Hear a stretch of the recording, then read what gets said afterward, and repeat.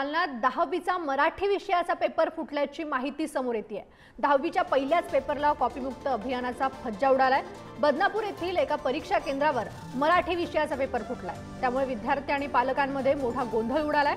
दरम्यान 10वीचा पेपर फुटला नाही असा दावा जिल्हाधिकारी डॉ. श्रीकृष्ण पांचाळ यांनी केलाय।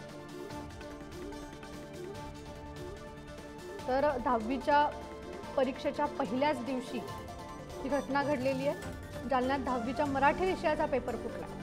बदनापूर येथील एका परीक्षा केंद्रावर मराठी विषयाचा पेपर फुटलाय आणि कॉपीमुक्त अभियानाचा फज्जा पहिल्याच दिवशी उडाल्याचं पाहायला मिळत आहे।